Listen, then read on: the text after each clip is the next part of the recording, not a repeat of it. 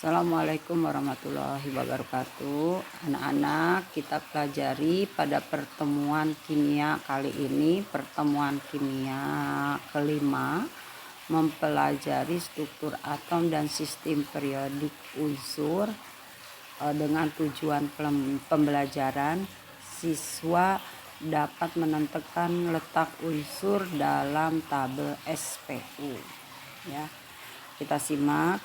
Bismillahirrohmanirrohim.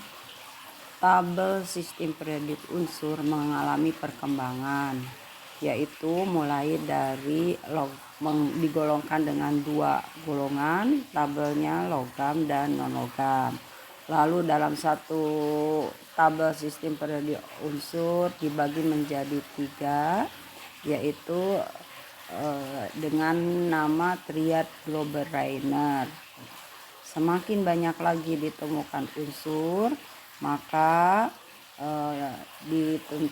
dinamailah dengan teori oktav Newland, di mana satu kelompok terdiri dari oktav 7 unsur. Semakin banyak lagi ditemukan, maka dikenal dengan sistem periodik Mendeleev. Jadi sistem periodik Mendeleev itu adalah sistem periodik yang merupakan landasan untuk menentukan sistem periodik modern. Sistem periodik modern ini ditentukan oleh Moseley. Anak-anak, kita bahas perkembangan dari tabel SPU ya. Pertama, dalam tabel sistem periodik unsur tidak langsung menjadi sistem periodik modern, tetapi kita dengan beberapa proses tahap.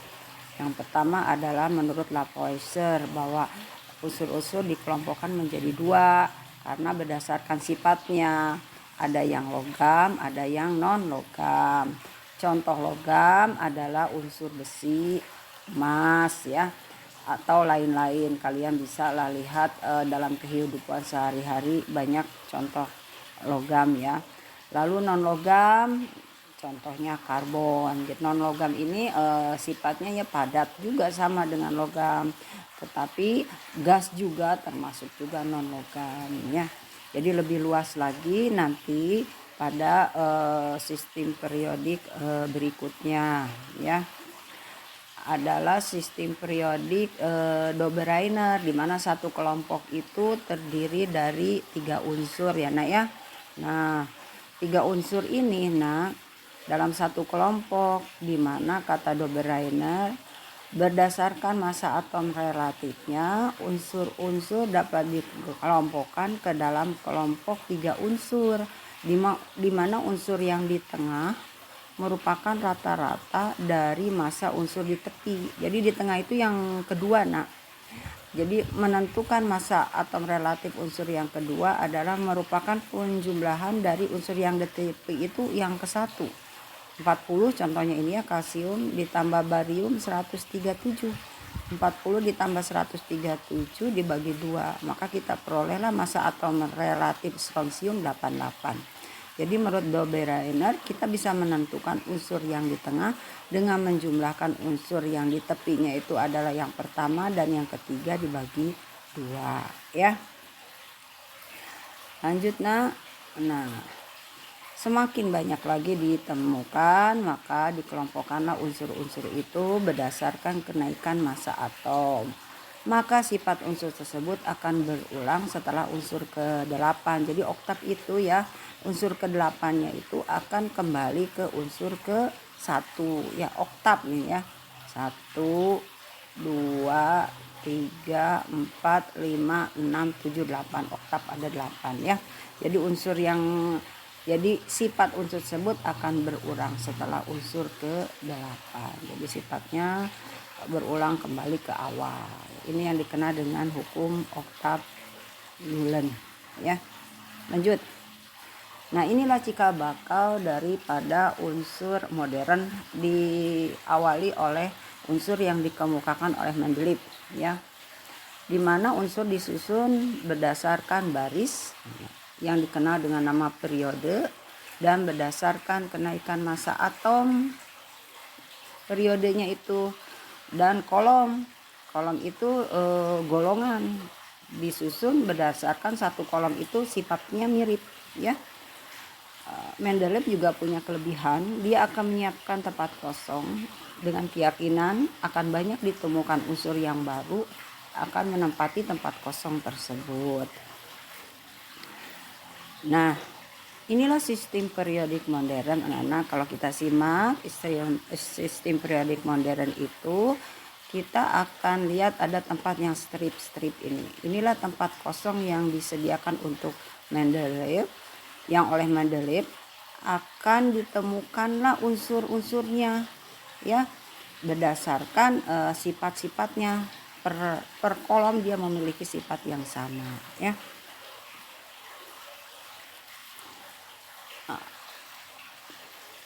Adapun sistem periodik yang kita gunakan sekarang adalah sistem periodik modern. Siapa yang mendasarinya adalah Moseley. Moseley itu adalah membuat sistem periodik modern. Ya, unsur-unsurnya ini yang kita gunakan. Unsur-unsurnya itu disusun berdasarkan baris dan berdasarkan kolom. Ya. Jadi disusun dari kiri ke kanan berdasarkan kenaikan nomor atom. Kalau Mendeleev disusun dari kiri ke kanan itu berdasarkan kenaikan massa. Itulah kelemahannya. Ada titik kelemahannya ya. Tapi kalau sistem periodik Moseley bahwa unsur disusun dari kiri ke kanan berdasarkan kenaikan nomor atom, tapi dari atas ke bawah sama dengan Mendeleev, yaitu unsur-unsur disusun berdasarkan kemiripan sifatnya.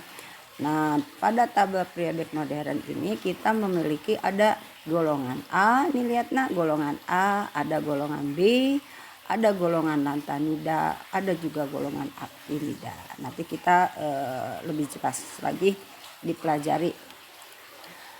Nah, inilah tabel sistem periodik modern yang kita gunakan ya. Nah, ada yang letaknya di baris bawah. Ini juga satu kelompok yang namanya kemiripannya sifatnya sama lantanida dan actinida ya. Warna-warna ini juga menunjukkan arti. Jadi kalau kalian beli tabel sistem periodik, nanti warna ini artinya apa? Di situ ada keterangannya. Oke, kita pelajari adalah untuk membahas tugas mandiri ya nak ya.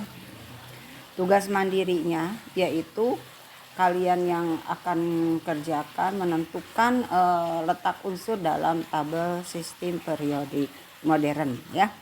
Nah, kita mengenal ada golongan A utama, ada golongan transisi. Nah, golongan utama itu adalah letak suatu unsur pada golongan utama bisa ditentukan menggunakan konfigurasi elektron berdasarkan kulit maupun subkulit. Jika konfigurasi elektronnya berakhir pada subkulit S atau P, maka unsur tersebut berada pada golongan A dan ditunjukkan dengan jumlah elektron valensinya.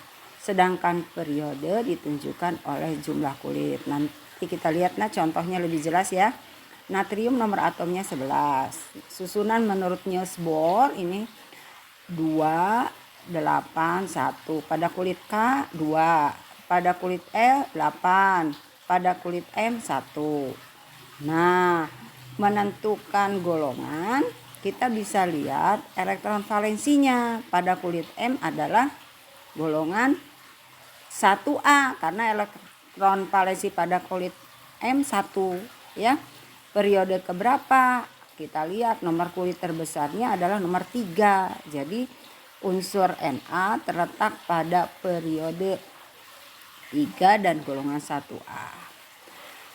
Contoh berikutnya adalah konfigurasinya bukan menggunakan Niels Bohr, tapi konfigurasi berdasarkan aturan Aufbau ya.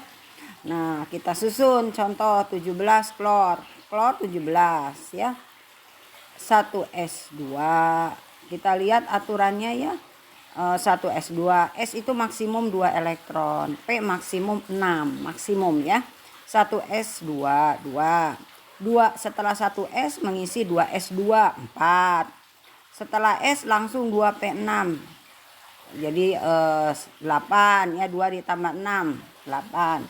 Lalu 3S2 pada kulit ketiga ada 12, 3P 5 tambah 5 jadi 7. Jadi pada kulit ketiga itu mengisi orbita S ada 2, orbita P ada 5. 2 ditambah 5, 7.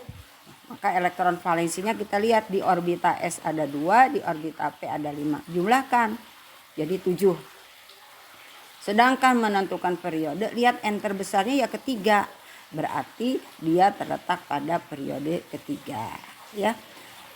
Tetapi untuk menentukan golongan utama lebih baik menggunakan konfigurasi elektron aturan Aufbau. Kita menentukannya jelas golongan 1A, 2A, 3A dan 4A, ya.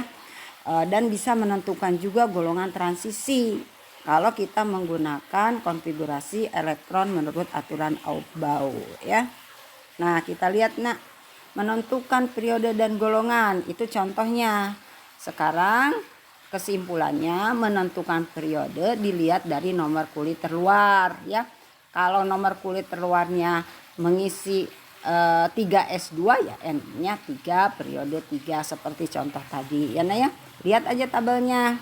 Nih NS1 disebut golongan utama karena mengisi orbita S1, 1A. Periodenya N. NS2. Nah, golongan 2 karena jumlah elektronnya 2 mengisi orbita S, 2A. Periodenya lihat N terbesar. NS2 NP1. Nah, kalau elektron terluarnya mengisi orbita S-nya 2, P-nya 1, jumlahkan orbita yang ada di S dengan di P. 2 ditambah 1, 3. Nah, golongan 3A. Jadi golongan utama itu adalah mengisi orbita S dan orbita P pada kulit terluarnya. Kalau periode sama ya, dilihat dari N terbesar, ya. Dan seterusnya NS2 NP2 ditambah 2 4, NS2 NP3 2 ditambah 3 5, NS2 NP4 2 ditambah 4 6, NS2 NP5 2 ditambah 5 7, NS2 NP6 2 ditambah 6 8. Jadi menentukan golongan utama adalah jumlah elektron pada orbita S untuk 1A dan 2A, untuk 3A sampai 8A adalah jumlah elektron pada orbita S ditambah jumlah elektron pada orbita B, ya. Orbita P, maaf ya ya. Ulangi. Ya, jadi untuk golongan A adalah untuk 1A dan 2A mengisi elektron pada orbita S. Sedangkan 3A sampai 8A mengisi orbita S dan orbita P, ya. Jadi dari NS2 NP1 sampai P-nya penuh, NS2 NP6, ya. Lanjut, apa yang disebut dengan golongan transisi? Nah, ini golongan transisi atau yang dikenal dengan golongan B, ya. Golongan transisi itu bisa ditentukan dengan menulis konfigurasi elektronnya menggunakan aturan Aufbau. Kalau dengan Niels Bohr nggak bisa, ya. Disebut golongan transisi apabila elektron terluarnya mengisi orbita S dan orbita D. Nah, ND-nya adalah N kurang 1 dari S. Jadi kalau 4S maka ND-nya 4 dikurangi 1, 3D. Jadi jumlah elektron pada orbita S ditambah jumlah elektron pada orbita Y. Nah, kalau X-nya 2, Y-nya 1, 3. X-nya 2, Y-nya 2, 4. X-nya 2, Y-nya 3, 5. X-nya 2, Y-nya 4, 6. X-nya 2, Y-nya 5, 7. X-nya 2, Y-nya 6, 8. X-nya 2, Y-nya 7, 9. X-nya 2, Y-nya 8, 10. Nah, ini keistimewaan ya, yang jumlah X dan Y-nya 8 sampai 10 dikelompokkan dalam satu kelompok namanya golongan 8B. Periodenya sama lihat N terbesar, ya. Kalau ini sama X-nya 2, Y-nya 2, golongan 4B, ya. Ini juga ada pengecualian. Kalau X-nya 2, Y-nya 9, itu kalau dijumlahkan 11. Nggak ada golongan 11, yang ada golongan 1B. Kalau X-nya 2, Y-nya 10, itu jumlahnya 12. Nggak ada golongan 12B, yang ada adalah golongan 2B. Jadi dari ini kita simpulkan, golongan transisi B adalah ditentukan dengan menggunakan konfigurasi aturan yang aufbau, ya. Mulai mengisi elektron terluarnya S dan elektron terluarnya N-1 dari elektron N-1 dari D, ya. Jadi mengisi orbita S dan mengisi orbita D, jumlahkan elektronnya, ya. Keistimewaan kalau X-nya 2, Y-nya 6, 8, X-nya 2, Y-nya 7, 9, X-nya 2, Y-nya 8, 10, itu dalam satu kelompok disebut golongan 8B. Kalau X-nya 2, Y-nya 9, 11, X-nya 2, Y-nya 10, 12, itu dalam satu kelompok yang disebut dengan golongan 2B, bukan golongan 12B. Tidak ada golongan seperti itu, ya nak, ya, walaupun jumlahnya 12. Ini ada beberapa contoh. Tentukan letak unsur besi yang nomor atomnya 26. Pada periode berapa, golongan berapa. Diawali dengan menulis konfigurasi dengan aturan aufbau, ya nak, ya. Nah, ingat, mulai dari tingkat energi rendah ke tingkat energi yang tinggi, yaitu 1S2, 2S2, 2P6, 3S2, 3P6, 4S2, 3D6. Kita lihat, nah, yang hijau. Elektron terakhirnya mengisi orbita S-nya 2. Nah, D-nya adalah N-1. N-nya kan 4, ya.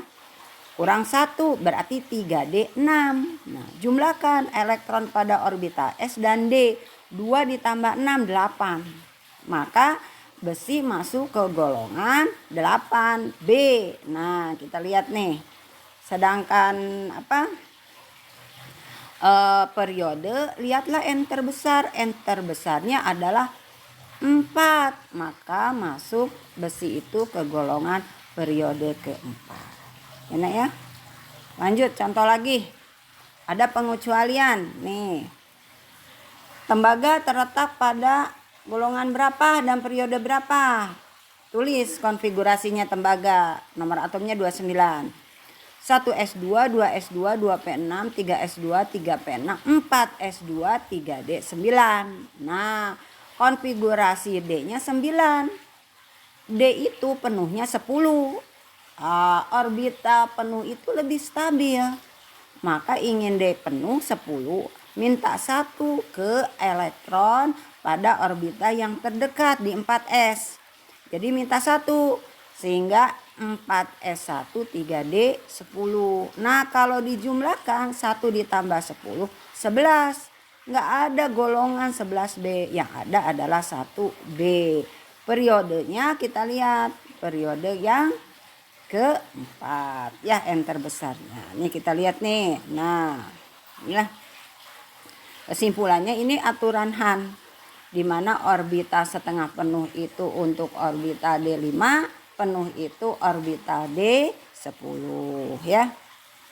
Nah, dalam tabel sistem periodik unsur seperti rumah kita yang tinggal di komplek, ada blok-bloknya.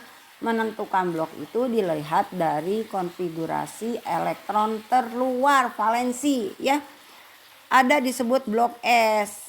Nah, disebut blok S adalah ini, nak. Nah, disebut blok S karena elektron terluarnya mengisi orbita S, ya, nak, ya. Ini disebut blok S. 1S1 nih. Terus S-nya 2A, ya. Jadi blok S itu 2 kolom, 1A dan 2A. Ada yang disebut dengan blok V. Nah, ya. Blok V itu, nah, blok V itu kita kelompokkan menjadi tuh 2, 3, 4, 5, 6, 6 ya. 6 kolom. Nah, blok P itu 6 kolom. Dari mana nak? NS2 NP1 ya, sampai NS2 NP4 ya. Jadi golongannya ada 6 dari 3A sampai 8A ya. Tuh. Kita lanjut, nak.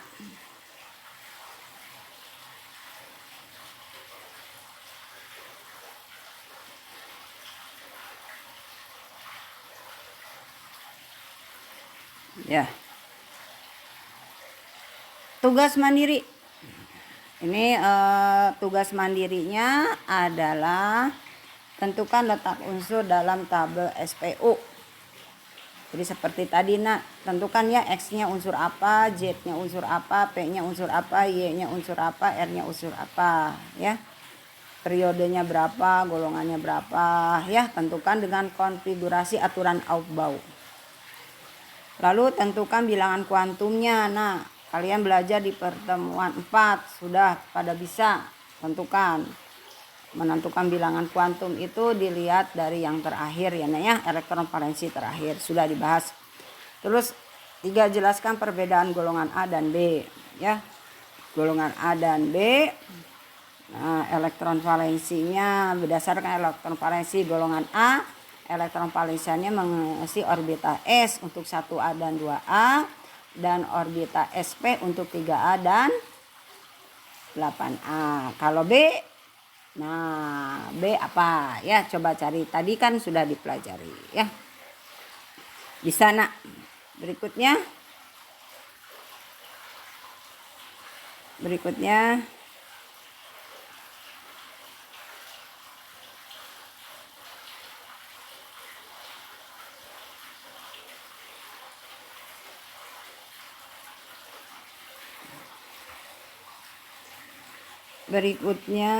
nah ini contoh soal memperjelas soal tugas mandiri. Contoh, unsur fosfor nomor atom 15 ya. Unsur barium nomor atomnya 56. Tentukan dalam tabel sistem periodiknya. Susun konfigurasinya ini dengan bantuan gas mulia ya, ya. Ini neon.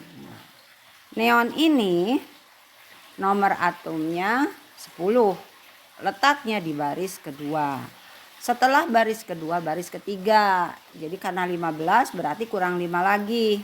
3S2, 3P3.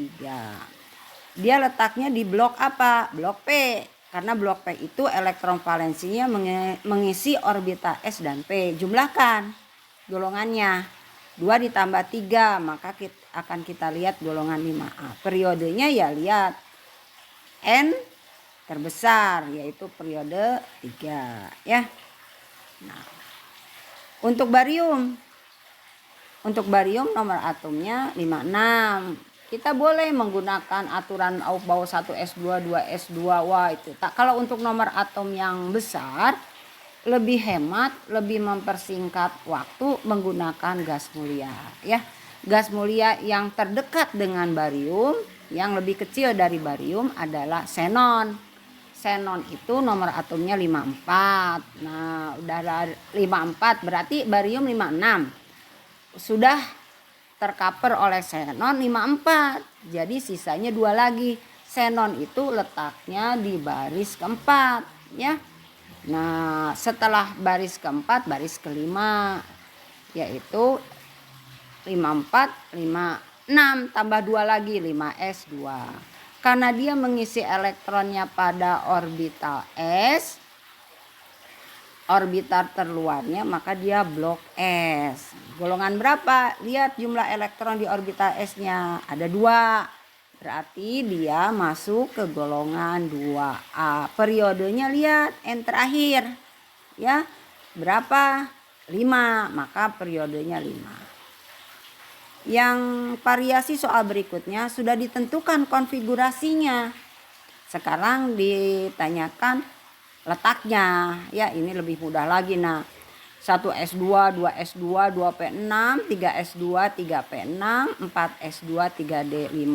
Nah, kita lihat nah, kalau di ujungnya S, D, orbita S dan D, berapa elektron di S-nya? Ada 2, orbita di D-nya ada 5, 2 ditambah 5, 7. Maka dia masuk golongan B, transisi ya.